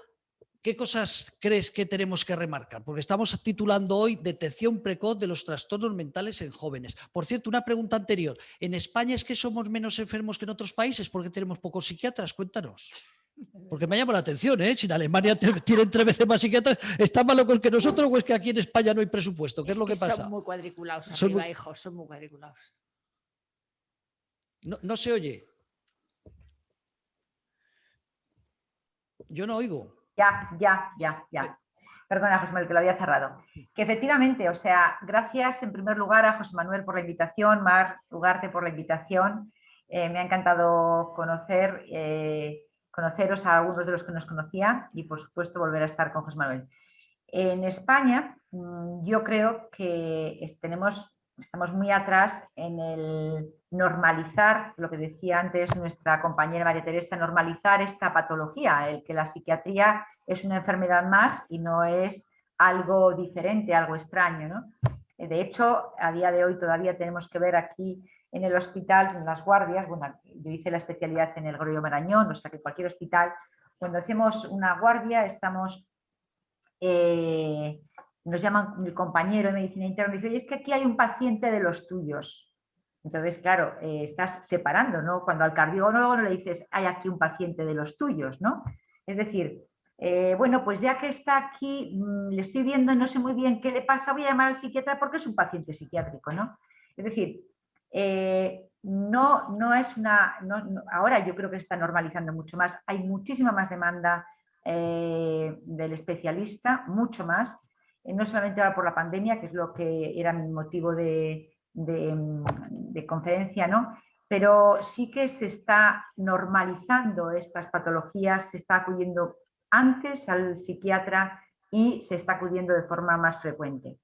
Era típico y sigue siendo típico ir al psiquiatra y decirle que quiero ver a un psicólogo. Es decir, tú no me interesas, me interesa un psicólogo, pero vengo porque me obligan a pasar antes por ti, ¿no? Entonces yo les explico al paciente, le digo, el que vengas a nosotros, a que vengas a mí, por supuesto que no es porque te vaya a poner ningún cartel, es porque voy a ver si necesitas ayuda o no por parte de un psiquiatra, porque tu patología tiene una sintomatología. Esta sintomatología a veces sí que se puede tratar únicamente con terapia por parte del psicólogo.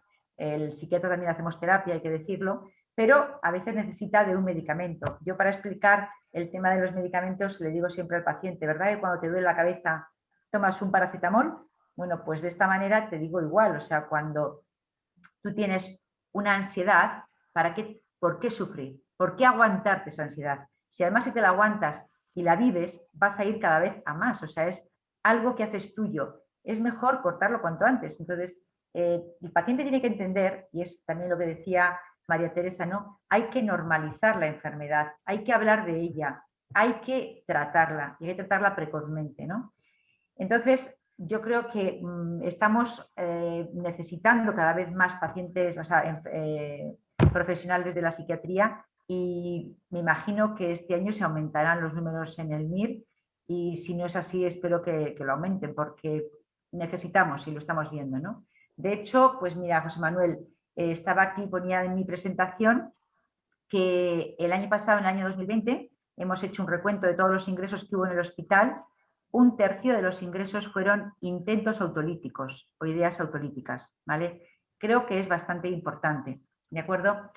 En el año ya dentro de la pandemia encontramos muchísimos pacientes sin antecedentes psiquiátricos que acudían por primera vez a la urgencia del hospital, no solamente ya a la consulta de psiquiatría, sino a la urgencia, ¿eh? Es decir, con casos graves, pues más de lo dicho, temas de ahorcamientos, trastornos delirantes, todo desencadenado por la pandemia. Tenemos que sumar lo que desencadenan otras causas que no hemos valorado en este momento, ¿no? Pero hay mucha patología que se ha visto el año pasado y que posiblemente yo creo que esto nos va a ayudar a remover un poco qué estamos haciendo, si estamos tratando adecuadamente, si tenemos suficiente tiempo para dedicar al paciente psiquiátrico, porque tampoco tenemos tiempo dentro de las consultas. Tenemos que ir estirando siempre de ese cuarto de hora que nos dan, ¿no? Para poder ver a un paciente que es imposible valorar, ¿no?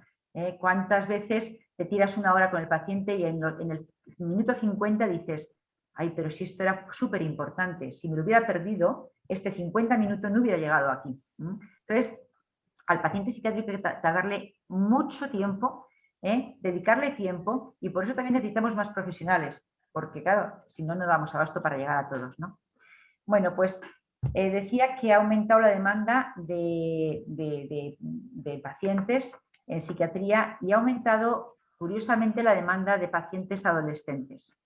Este mes pasado teníamos en listas de espera 10 adolescentes en la Comunidad de Madrid sin tener cama de psiquiatría, 10 enumerados. O sea, imaginaros los pacientes que no iban a la urgencia porque es que no era imposible verles. Ha aumentado el número de camas dedicados a los pacientes adolescentes.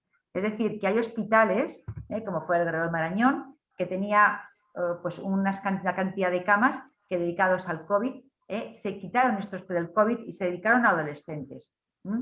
Ahora mismo acaba de abrir el Hospital 12 de Octubre con una planta para adolescentes. Es decir, que seguimos aumentando. Esto es preocupante, José Manuel, porque me estabas preguntando que si en España no hay psiquiatras, no hay números. Imaginaos que es que empezamos a diagnosticar desde muy jóvenes. ¿Por qué? Porque se están viendo, porque la sociedad se está mentalizando, los padres se están mentalizando y normalizando. Ya no nos asustamos o miedo a tapar. No, mi hijo no es un maleducado, mi hijo no es un trastorno de conducta únicamente. Hay que ver qué hay más detrás de ese trastorno de conducta. ¿Por qué tiene mala conducta, no? Mi hijo no es alcohólico, ¿por qué bebe? ¿Por qué fuma? Entonces, detrás de ese consumo hay también una ansiedad, que esa ansiedad se tapa con el consumo. La ansiedad que provoca, por ejemplo, el TOC, el trastorno obsesivo-compulsivo. Yo tengo pacientes que me dicen claramente, Marta, a mí mi obsesión me la quitan 2 cervezas, ¿no? Y bueno, 2 son 3, o son 4, pero es así, ¿vale? ¿Prefiero tomar esto a tomar un medicamento? Pues no, señor, porque el medicamento se controla y se regula por el psiquiatra. El alcohol no lo controlas, y puedes pasarte de 2 a 3 y a 4 fácilmente, como tengo casos que estoy viviendo y tratando. Entonces, como decía Rosa antes, el miedo, hablaba del miedo, esa palabra que tanto estamos usando ahora en la pandemia. El miedo es el motor de la patología actual. Ese miedo da lugar a una falta de control. Yo tengo miedo, yo tengo falta de control. ¿Qué pasa en estas personas que son psicorrígidas? Estas personas con necesidad de controlar, dejan de controlar. Y si yo, que estoy acostumbrada a controlar cada movimiento de mi mesa de estudio, cada movimiento de mi vida, ya entro en una bajada de crisis de ansiedad tremenda. Daros cuenta que el COVID lo que ha producido es una falta de control a todos los niveles, porque claro, el paciente con ansiedad que tenía miedo a algo, venía a psiquiatría, venía al médico, y el médico, con su sabiduría, le decía, tranquilo, no pasa nada, esto tiene solución, tenemos tratamiento para esto, esto es esto, esto es esto, es esto. Te explica la enfermedad, y el conocer te da seguridad. ¿Qué pasa con la pandemia? Que nadie conoce al COVID. Nadie conoce qué pasa, nadie conoce cómo se contagia, nadie conoce cómo tratarlo, nadie conoce qué resultados dan. Con lo cual se desencadena una serie de ansiedades que llevan a la obsesión en muchos casos. Yo, Rosa, tengo que decirte que en la consulta mía lo que más he visto son obsesiones. Llámese en plan de trastornos, en plan de TOC, bueno, obsesiones. Obsesiones que una de ellas en carne era el del amor, es verdad. Tuve una paciente que entró en dudas si quería o no a su novio. Racionalmente decía que lo quería, efectivamente, pero esa obsesión, bueno, obsesiones varias, ¿no? ¿Qué te dicen estos pacientes? ¿Por qué me pasa esto? Pero si yo nunca he tenido esto, pero entonces se descuadran, no están acostumbrados a esto, ¿no? Entonces, ¿qué hay que hacer? Volver a normalizar, volver a poner encima de la mesa qué nos está ocurriendo durante la época de la pandemia. ¿Y qué ha ocurrido? Pues ha ocurrido un cambio a todos los niveles, un cambio que ha sido, por un lado, inesperado, por otro lado, impuesto, por otro lado, nos corta. Un cambio en la forma de trabajar, en la forma de estudiar. Ya no trabajo en mi lugar habitual, trabajo desde mi casa. Al principio muy bien, no cojo el coche, no hay atascos, todo muy tranquilo, cuando de repente ves que trabajas más horas de las que trabajas en tu lugar habitual.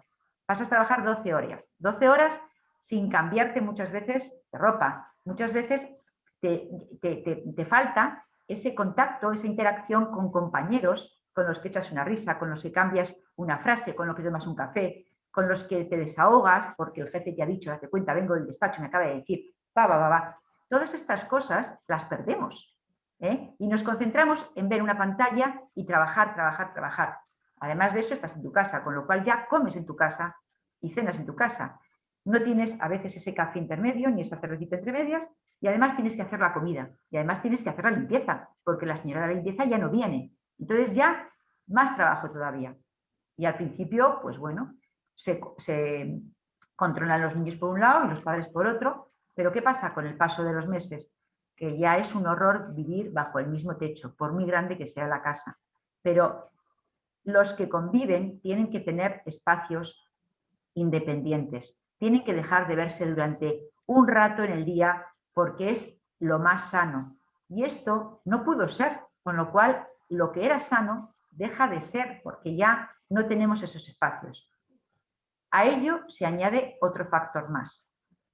¿Qué pasaba el fin de semana? Pues lo utilizábamos para irnos al campo, al monte, al parque, a donde fuese, pero romper. Decíamos, hay que romper. ¿Cuántas veces los terapeutas decíamos?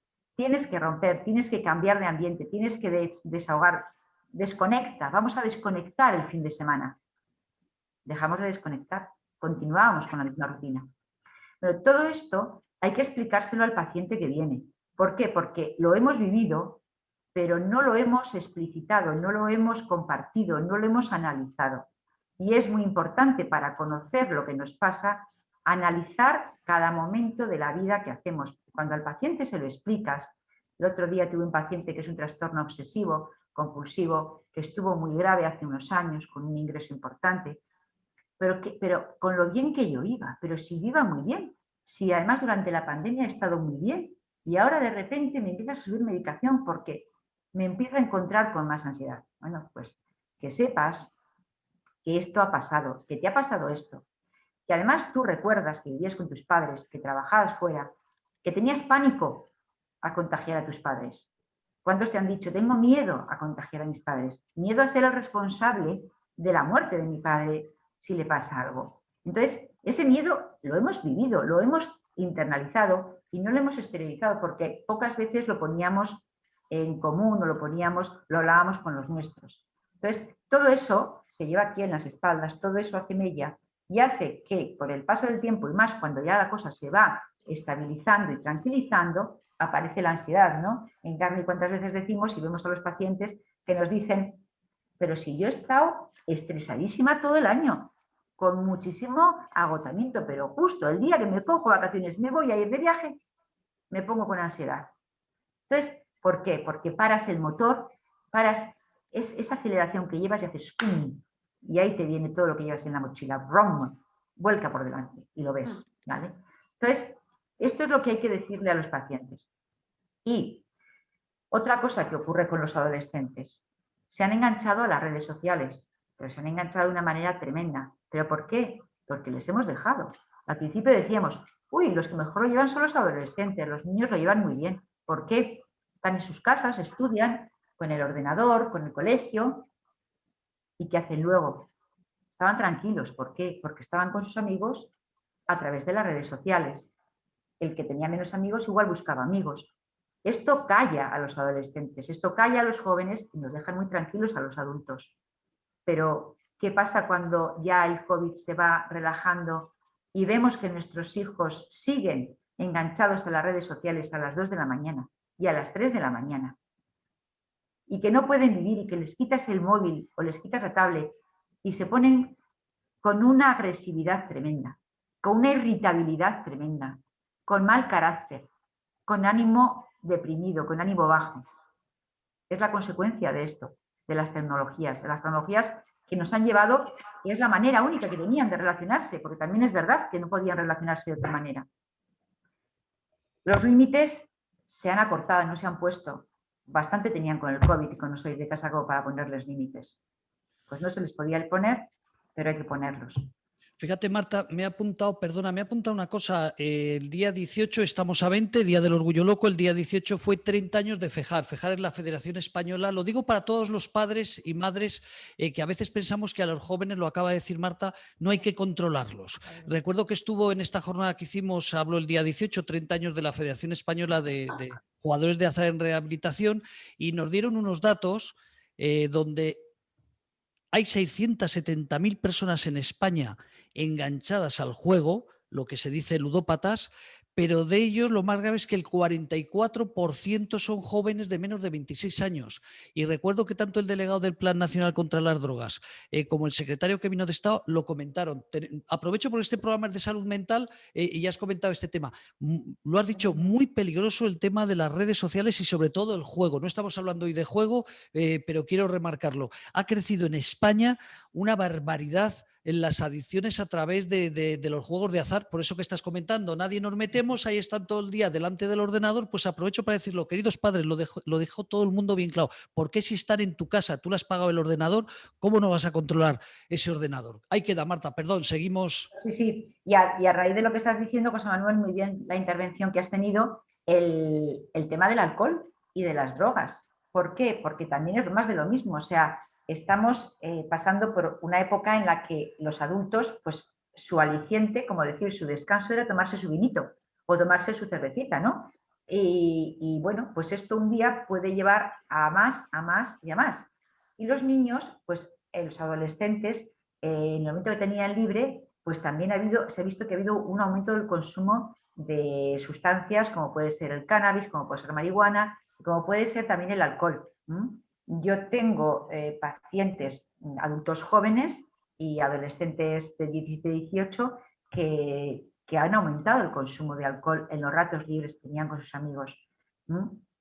Ha habido también pues, un grupo de adolescentes que salían con los amigos y que ellos, por ejemplo, utilizaban la mascarilla, ¿no? Este problema de utilizar la mascarilla frente a otros amigos, compañeros que no la querían utilizar o que se presentaban como más valientes, entonces se la quitaban y perjudicaban aún más a aquel que era consciente, que era responsable, que quería usar su mascarilla, pero que como era señalado como el miedoso, el que no tenía valor para quitársela, todavía se angustiaban más. Entonces hemos provocado más angustia y más señalamiento a aquellos que eran más perfeccionistas, más controladores, más vulnerables a la obsesión. Marta, querida psiquiatra, que tenemos 2 minutos de repaso, 2 minutos para ti, 2 minutos para Rosa o su psicóloga, y luego si quiere decir algo Marta, porque ya de un momento a otro me va a decir aquí la gerente, va a decir José Manuel, que está llegando al límite. 2 minutos, Teresa, algo que has dicho, me gustaría resaltar sobre la juventud o sobre el trastorno límite de personalidad. Ya hacíamos la última ronda. Bueno, más que eso, que yo creo que al principio más o menos lo he dicho, ahora estoy de acuerdo con lo que ha dicho Marta, con lo de las redes sociales y con Internet y todo esto. El trastorno límite, las redes sociales a veces, aunque puedan parecer que favorecen, al revés. Es una fuente que tienen para calentarse entre ellos y realmente que les perjudique. Hemos tenido verdaderos problemas gracias a las redes sociales, gracias a los grupos que se han montado de WhatsApp y de cosas por el estilo, pero que no han sido nada beneficiosas, al punto de hacer unas marginaciones tremendas, y yo diría que incluso hasta con ensañamiento para alguien, pues de decir cosas que no se atreverían a decirlas a la cara y decirlas, pues yo que sé, alguna que por ejemplo pues se ha dedicado al dolce farniente de la Dolce Vita y bueno, la han puesto a parir, la han destrozado y ha habido a veces hasta acoso con estas personas. O sea que al margen de que si cogen la maquinita para jugar o lo que sea, han usado estas redes como realmente violencia. Eso a mí particularmente me ha afectado mucho, mucho, porque algo que podía servir un poco pues hasta para explayarse, no ha servido para eso, sino para hacerse mucho daño. Vamos a Planeta. Querida presidenta, un par de minutos, algo que te gustaría remarcar por si alguien quiere preguntar algo.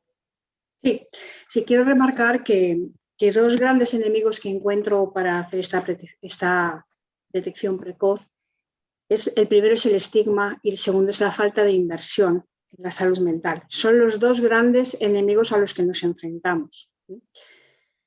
Dicho esto, quiero dar las gracias a Albert Campaval porque una vez me ofreció ponerme en contacto con el grupo SIFU, que me trataron genial, me acompañó también Mar en esa ocasión, y gracias a que todos en la asociación saben que disponemos de ese recurso, tengo a un montón de personas jóvenes que están ejerciendo su derecho de solicitar la discapacidad para poder acceder a un empleo. Y de eso pues tiene la culpa Albert y Mar. Y luego otra cosa que no me quiero ir sin decir es pedirle a Marta, con tu permiso, si tienes pacientes que puedan necesitar un apoyo, puedes dirigirlos a Planeta Talk. Nosotros, los dos grupos que tenemos, tanto de familia como de afectados, son gratuitos. Con lo cual creo que es un recurso que les va a venir muy bien de apoyo. No quería irme sin decir esto. Muchas gracias, Rosa. Os paso los móviles de las dos. Muchas gracias porque lo haré, porque tenemos muchos pacientes, sí, y necesitados además. Encarni, antes de pasar a Marta, un minuto, ¿algo quieres resaltar? Sí, solamente que se quede así de una manera clara y concisa, ¿no? El que no patologicemos la salud mental, entendamos la función que tiene antes de querer extirparla, porque muchas veces cuando queremos quitarla sin entenderla, hacemos mucho más daño. Perfecto. Y Marta, que te he cortado 2 minutos. Nada, muy bien. La verdad es que muchísimas gracias, me ha encantado, y que efectivamente para la detección precoz creo que es muy importante normalizar toda esta sintomatología, ponerla en común, ponerla encima de la mesa, informar a los adolescentes y informar a los padres de todo lo que pueda estar pasando, de los síntomas de estos hijos. De esta manera se pueda acudir lo antes posible al profesional que les puede ayudar, porque de esta manera también evitamos que vaya a más gravedad de la enfermedad, ¿no? Entonces yo creo que es muy importante normalizarlo. Mar, ¿pasamos al presidente o quieres que alguien, o da tiempo si alguien quiere preguntar?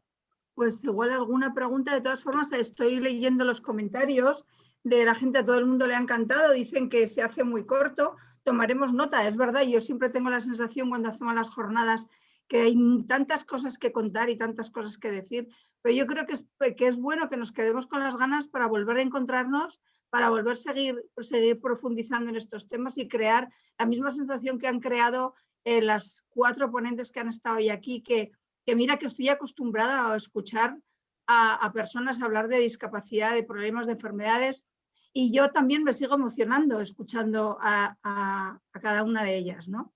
Así que muchas gracias.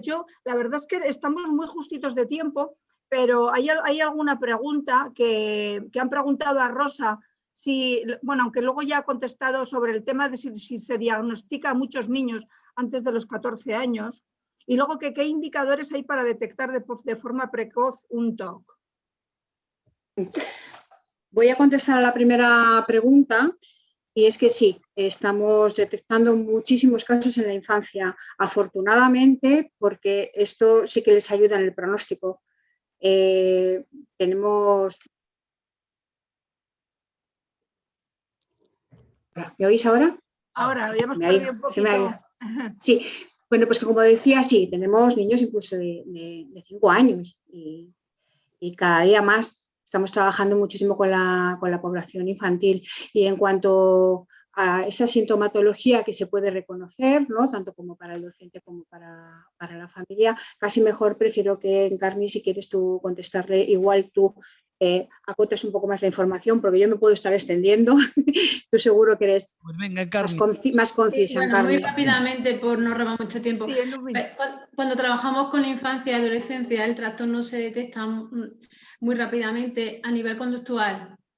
Cuando vemos este tipo de conductas en los niños, porque los niños no tienen introspección, los niños no tienen un reconocimiento de qué me está pasando, ellos no son conscientes de ello, pero sí nosotros como adultos podemos ver la repetición conductual, conductas disruptivas, conductas de muchísima inquietud y muy repetitivas. Eso en cuanto a los niños y en cuanto a los adolescentes trabajar mucho la evitación. En adolescente una manera de detectar muchísimo el TOC es a través de la evitación, de las conductas evitativas, del no afrontamiento, de ese estado emocional de inseguridad y de vergüenza. Son dos indicadores muy rápidamente así dicho que puedan de alguna manera alentarnos de que está existiendo una posible patología. Muy bien, bueno, la verdad es que también para Marta había, pero sobre todo confirmar que hay muchísima gente que confirma el tema de que no hay plazas, de que hay listas de espera. Cuando has comentado, Marta, el tema de que se han ampliado plazas en los hospitales, concretamente hablabas de Madrid, sobre atención y que tenías 10 adolescentes concretamente en lista de espera, ¿no? Creo que este tipo de situación, Albert Campabadal, tenemos que trasladarlas al Congreso. Y además, bueno, con todo el trabajo que se hace desde todas estas asociaciones y también Radio Barandilla y Asociación Barandilla y Hospital de Día, pues también todos ellos tenemos que trasladar esta situación. Y yo creo que ya, José Manuel, puedes dar paso a Albert. Pues como lo estoy viendo, pues que diga lo que quiera, que preso el presidente. No, precisamente si uno quiere continuar siendo presidente no puedes decir lo que quieras. Bueno, buenas tardes a todos. Muchas gracias por acompañarnos en esta jornada. Felicitar a los ponentes, agradecerte, José Manuel, tus amables palabras. Eres un gran profesional de la comunicación. Y además eres de las personas que más trabaja por los temas de enfermedad mental, prevención del suicidio y tal, ¿no? A Marta no te conocía, me parece que me parece que no habíamos coincidido.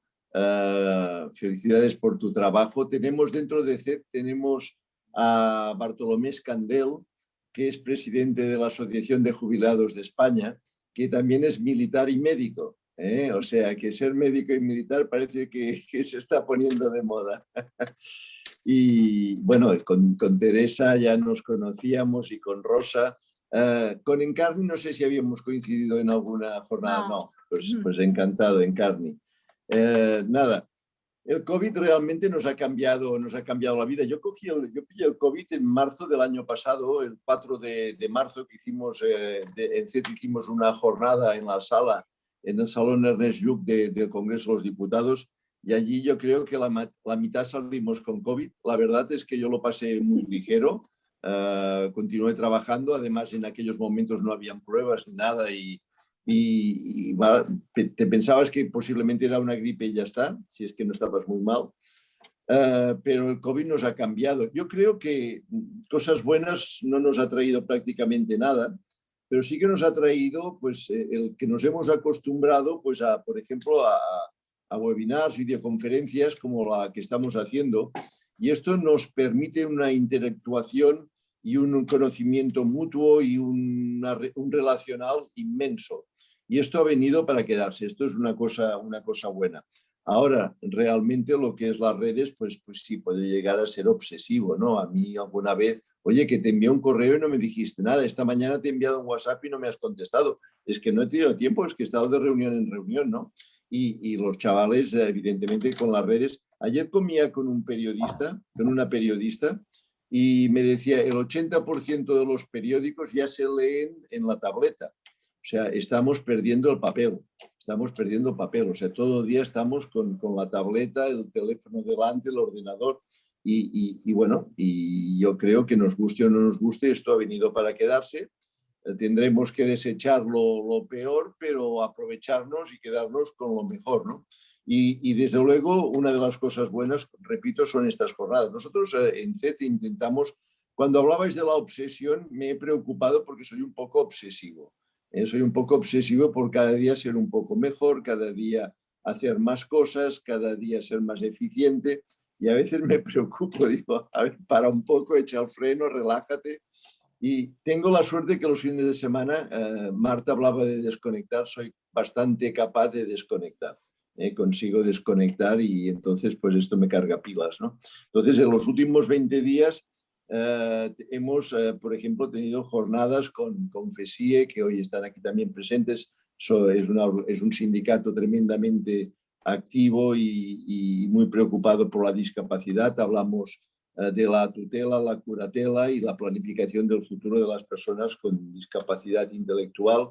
En CONACE hicimos una jornada de consumo interno sobre la contratación pública y la discriminación que tienen muchos centros especiales de empleo que no son de la órbita de 11 para acceder a los concursos públicos, que esto supone una expulsión de 50.000 trabajadores con discapacidad de la contratación pública, una gran injusticia. También hace unas 3 semanas tuvimos a Berta, bueno, tiene un apellido Campogal, es complicado. ¿Cómo? Brusilovsky, sí, que es arquitecto y es una gran profesional sobre la accesibilidad cognitiva. Está trabajando en muchas residencias de Madrid para adaptarlas a la accesibilidad cognitiva y fue también una jornada muy fructífera.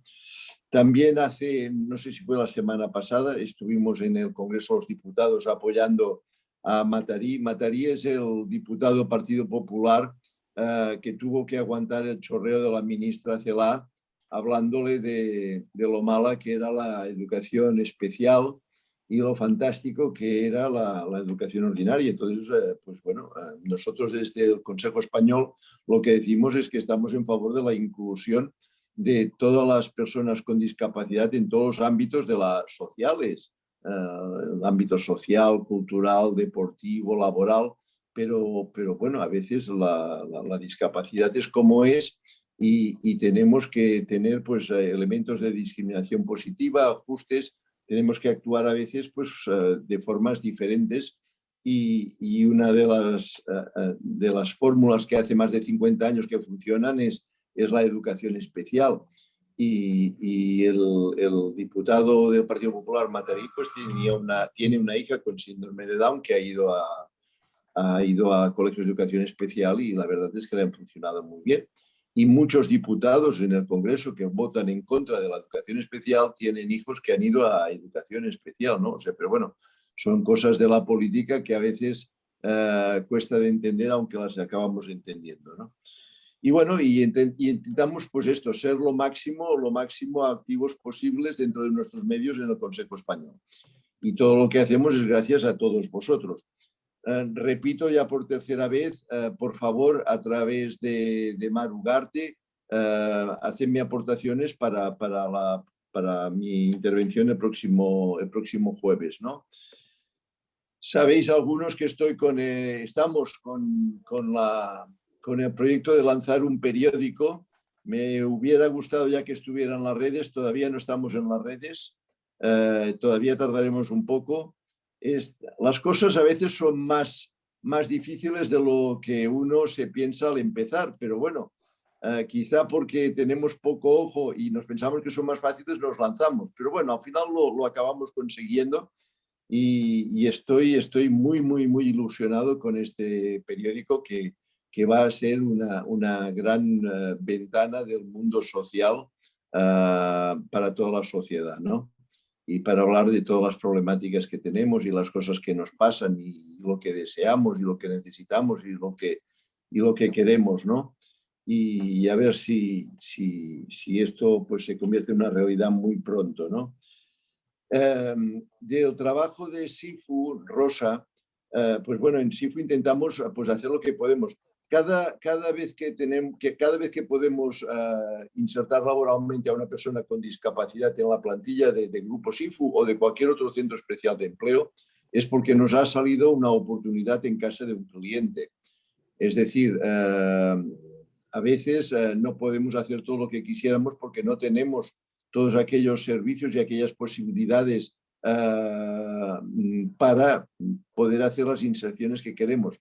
Y después también los clientes a los cuales sin ellos no haríamos nada, también quieren servicios buenos, bonitos y baratos. Es decir, y esto lo digo con todo el cariño, de alguna manera, a veces determinados servicios que tenemos que hacer desde los centros especiales de empleo, los tenemos que hacer con el perfil más adecuado para que el cliente quede satisfecho en aquello que le estamos haciendo. si no vamos a perder el servicio y vamos a perder el puesto de trabajo, ¿no? E incluso dentro de Grupo SIFU nos pasa que algún servicio a veces no lo podemos hacer con personas con discapacidad y es así. Os he de decir, por ejemplo, que en este periódico que estamos queriendo lanzar, que se llama, pero no está en las redes, Prensa Social, los 5 periodistas que ya están contratados son personas con discapacidad. O sea, hemos conseguido encontrar en Madrid 5 periodistas magníficos. Aquí nos acompaña alguno que son personas con discapacidad, licenciadas en periodismo y que le están poniendo mucha ilusión al tema, ¿no? Y pensar que el Grupo SIFU es uno más de los muchos centros especiales de empleo. En España hay 2.000 centros especiales de empleo. El otro día estábamos con Oxidia, me parece que se llama, que es una fundación, y lo que hicimos es intentar crear puestos de trabajo para esta fundación, pero también les presentamos a los representantes de los centros especiales de empleo en Madrid para que les conocieran, ¿no? O sea, porque entre todos podemos hacer más cosas. Bueno, dicho esto, pues muchas gracias a todos por hacer que esta jornada sea un éxito. Felicitar nuevamente a los ponentes y a José Manuel Dolader. Realmente estas jornadas son un éxito si contamos pues en esta jornada con José Manuel Dolader, en la jornada anterior con FESIE, y así en cada jornada que montamos, en la de accesibilidad con Berta Brosulowski o algo así. Sí, pero siempre os necesitamos a todos. Sin todos vosotros no podríamos hacer nada. Muchas gracias y hasta la próxima. Adiós. Muchas gracias. Buenas tardes. Gracias. Adiós, buenas Muchísimas tardes. gracias. Buenas tardes. Un saludo para Muchas todos. gracias. Muchísimas gracias. Gracias. Gracias.